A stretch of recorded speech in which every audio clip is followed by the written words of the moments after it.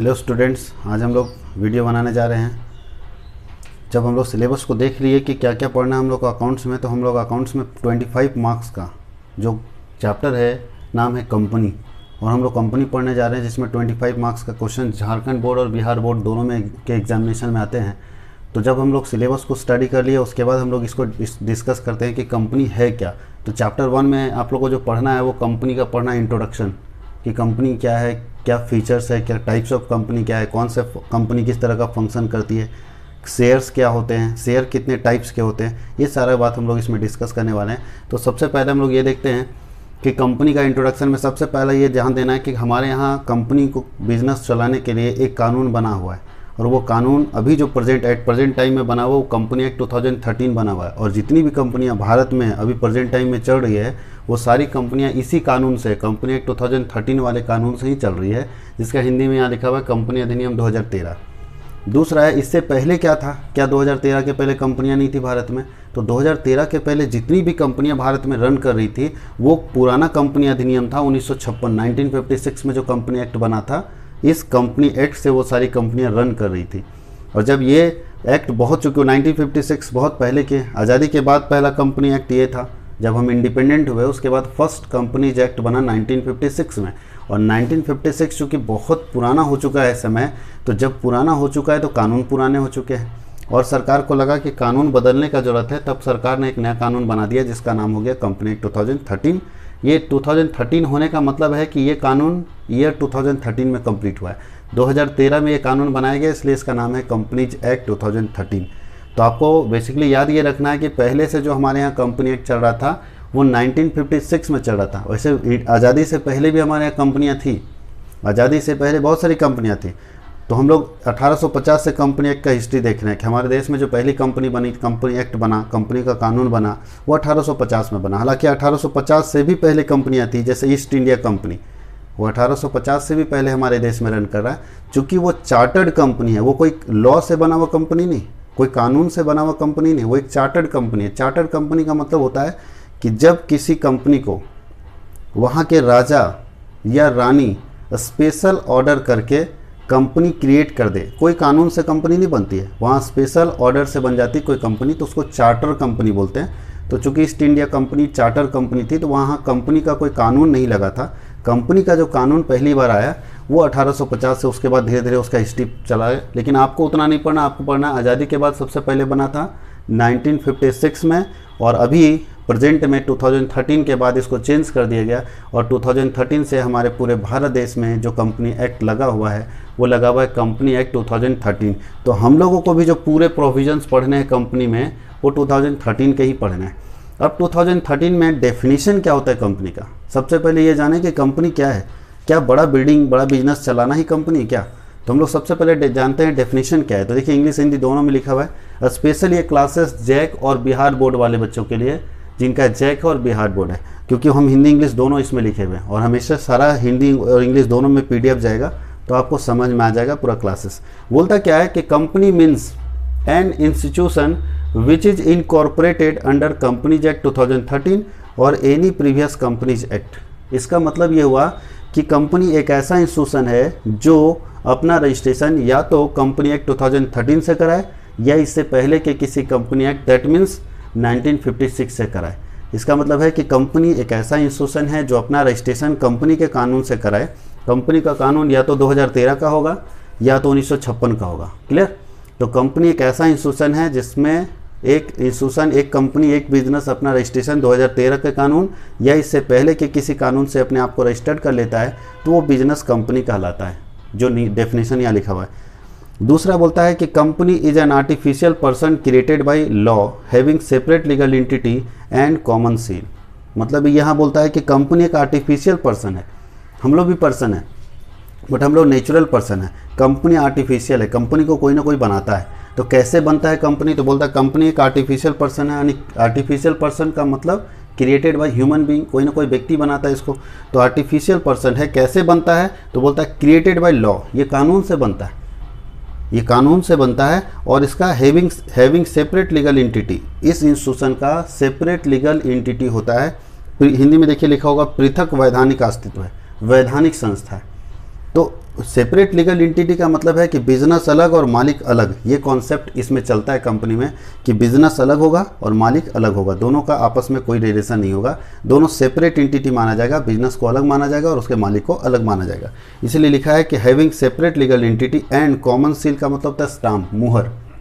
ये ऐसा इंस्टीट्यूशन है जिसमें अपना स्टाम्प होना चाहिए, सेपरेट लीगल एंटिटी होनी चाहिए, यानी बिजनेस अलग मालिक अलग, ये कॉन्सेप्ट लेकर बिजनेस चले, और आर्टिफिशियल पर्सन है जो क्रिएटेड बाय लॉ होता है, कानून से बनता है, ये कंपनी है। अब हम लोग इसके आगे इसको लिख लीजिए, इसके आगे फिर देखते हैं।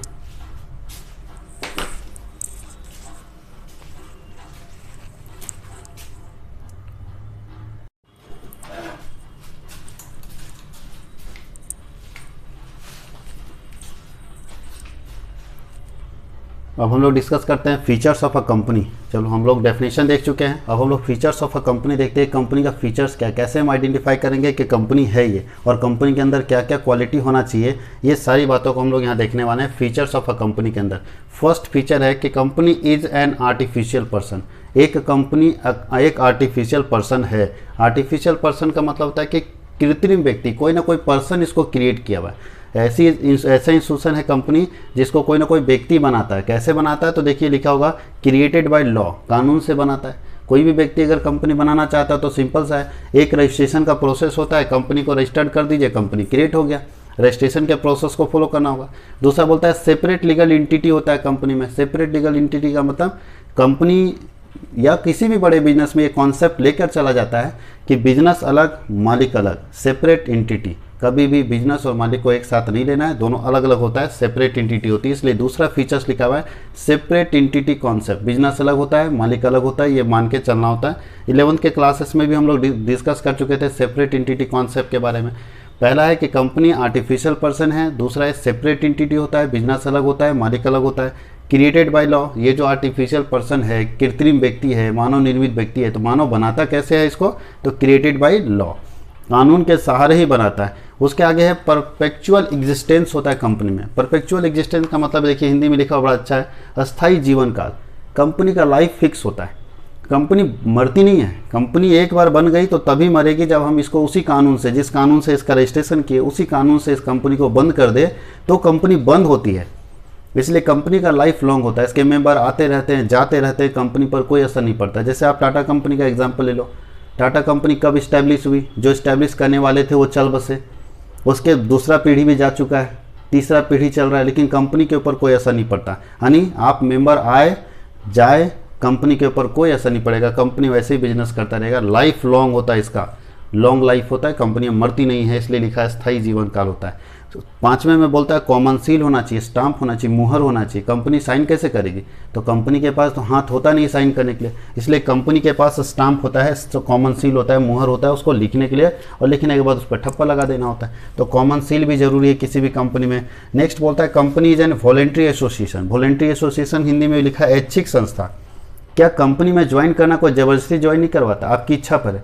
आपको अच्छा लगता है तो कंपनी का मेंबर बनिए, अच्छा नहीं लगता कंपनी के मेंबर मत बनिए। यानी कंपनी में मेंबर बनना वॉलेंट्री एसोसिएशन, अपनी इच्छा से आप बन सकते हैं, कोई ज़बरदस्ती वाली बात नहीं, इसलिए इसको हम लोग वॉलेंट्री एसोसिएशन बोलते हैं। और लास्ट लिखा है लिमिटेड लायबिलिटी। सबसे इंपॉर्टेंट चीज़ है कंपनी का कि एक कंपनी का लायबिलिटी हमेशा लिमिटेड होता है। लिमिटेड का मतलब है कि अगर एक व्यक्ति कोई 1 लाख रुपए लगाने का प्रॉमिस कर दिया कि हम 1 लाख रुपया किसी कंपनी में इन्वेस्ट करेंगे थ्रू शेयर, अलग अलग हिस्से के जरिए, तो 1 लाख रुपया से ज़्यादा पैसा हम उस कंपनी में नहीं लगा सकते हैं। हो सकता है कि 1 लाख लगाने का हमने प्रॉमिस किया, 80,000 लगा दिए और कंपनी लॉस में चली गई, तो क्या कंपनी हमसे और पैसा कितना मांग सकती है? 1 लाख में 80,000 लगा चुके तो सिर्फ 20,000 हम दे सकते हैं, उसके बाद हम 1 रुपया भी कंपनी को नहीं देंगे, क्योंकि मेरा लायबिलिटी क्या है, लिमिटेड है। लिमिटेड का मतलब 1 लाख रुपए तक ही लिमिट था और हमने 1 लाख रुपए में 80,000 दे चुके हम लोग, तो उसके बाद हमको सिर्फ 20,000 रुपये और देना बाकी रहेगा। ये सबसे मेन फीचर है कंपनी का। यानी कंपनी का हर मेंबर एक लिमिट लायबिलिटी तक पे करेगा, उसके बाद वो पे नहीं करेगा।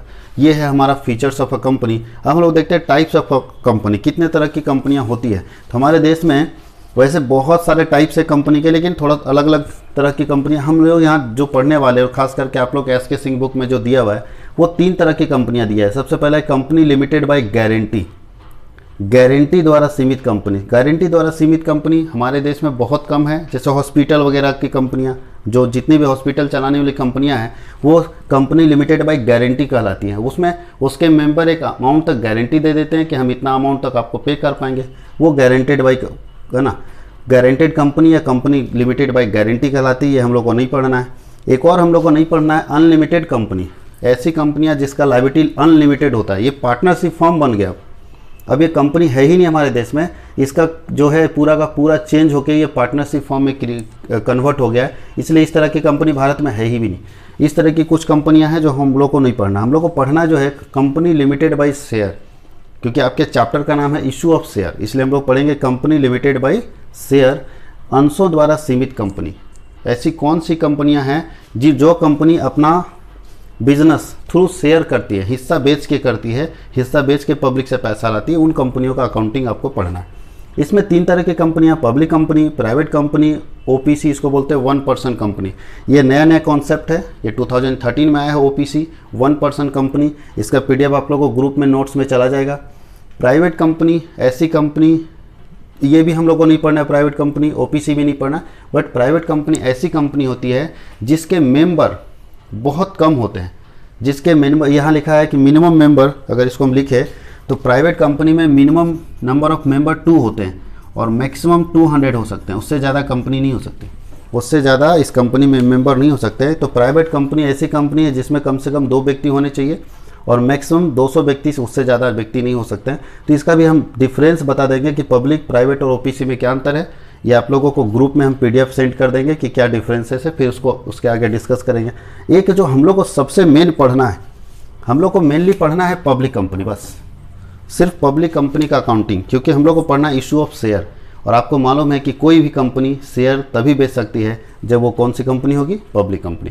ये भी शेयर नहीं बेच सकता जनता को, ये भी नहीं बेच सकता, कोई कंपनी अपना पैसा जनता से नहीं ला सकती। सिर्फ पब्लिक कंपनी ऐसी एक कंपनी है जो अपना सारा पैसा जनता से ला सकती है, और हम लोग को ये पढ़ना है। तो पब्लिक कंपनी कौन सी कंपनी होती है, तो बताइए। पब्लिक कंपनी में मिनिमम बोला जाता है 7 मेंबर होने चाहिए और मैक्सिमम मेंबर का कोई लिमिट नहीं है। मैक्सिमम आप जितना रखना चाहें उतना रख सकते हैं, इसको बोलते हैं अनलिमिटेड। तो पब्लिक कंपनी ऐसी कंपनी है जिसमें कम से कम 7 मेंबर होने चाहिए और मैक्सिमम अनलिमिटेड मेंबर, जितना मेंबर आपको रखना है उतने मेंबर आप रख सकते हैं पब्लिक कंपनी में। दूसरा एक और पहचान है पब्लिक कंपनी का, पब्लिक कंपनी के नाम के लास्ट में एलटीडी लगा रहता है।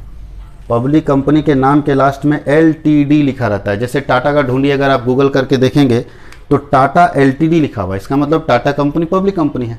अगर कोई प्राइवेट कंपनी है तो उसके नाम के लास्ट में पीवीटी एलटीडी लिखा रहता है, पीवीटी एलटीडी ये लिखा रहता है। तो प्राइवेट कंपनी का पहचान है उसके नाम के लास्ट में पीवीटी एलटीडी लिखा रहेगा, पब्लिक कंपनी के नाम के लास्ट में एलटीडी लिखा रहेगा।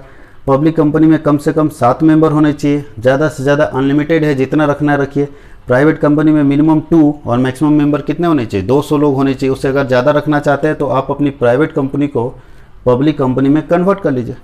अगर कोई व्यक्ति चाहता है कि मेरे बिजनेस में 200 से ज़्यादा मेंबर हो, तो अगर वो 200 से ज़्यादा मेंबर रखना चाहता है तो वो अपने प्राइवेट कंपनी को किस में कन्वर्ट करना पड़ेगा, उसको पब्लिक कंपनी में। जब वो अपने प्राइवेट कंपनी को पब्लिक कंपनी में बदल देगा तो वो 200 से ज़्यादा मेंबर रख सकता है, क्योंकि इसमें मैक्सिमम लिमिट है 200 मेंबर का। इसको लिखिए और नेक्स्ट में हम लोग डिस्कस करेंगे कि पब्लिक कंपनी और प्राइवेट कंपनी में क्या डिफरेंस है, ये हम लोग डिस्कस करने वाले हैं। इसको लिख लीजिए आप लोग।